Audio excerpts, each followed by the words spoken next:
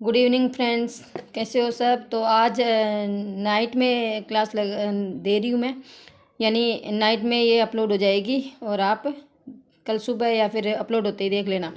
तो टेंस की अगली क्लास है अपनी। तो मैंने पढ़ा दिया था अभी, जैसे नॉर्मल जानकारी दे दी थी कितने टेंस होते हैं, और थोड़ा सा इंडेफिनिट टेंस के बारे में बता दिया था। तो आज थोड़ा सा और जानकारी लेते हैं। चलो लेट्स स्टार्ट।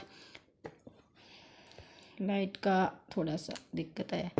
तो देखो, हेल्पिंग वर्ब और मेन वर्ब में अंतर बताऊंगी आज। देखना थोड़ी सी कि हेल्पिंग वर्ब क्या होती है। हेल्पिंग वर्ब और मेन वर्ब होती है एक्शन वर्ब, और हेल्पिंग वर्ब होती है जिसमें कोई एक्शन नहीं होता, ठीक है। और मेन वर्ब एक्शन वर्ब में जैसे फर्स्ट फर्स्ट फॉर्म आती है, और सेकंड फॉर्म आती है, थर्ड फॉर्म आती है वर्ब की।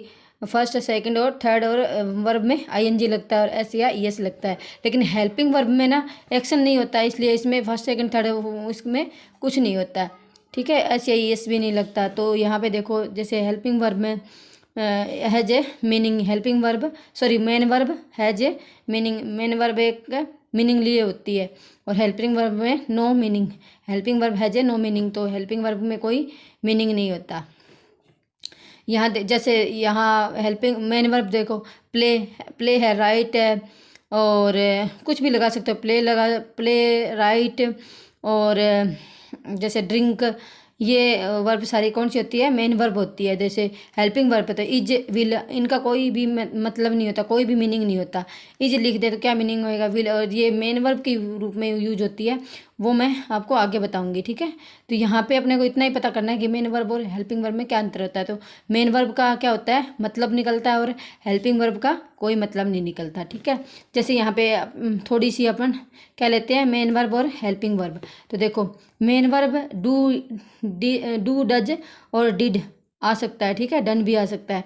और अगर ये हेल्पिंग वर्ब आएगी तो डू या डज, इनमें कोई इनका कोई मतलब नहीं निकलेगा, ठीक है। तो हैज हैव, ये हैव है, ठीक है, हैज हैव, ये हैज हैव। और अगर इसकी हेल्पिंग वर्ब आएगी तो हैज या हैव, हैड, हैड। आज थोड़ा सा लाइट में प्रॉब्लम आ रही है। तो जैसे हैज का मतलब होता है, हैव का मतलब होता है रखना, ठीक है।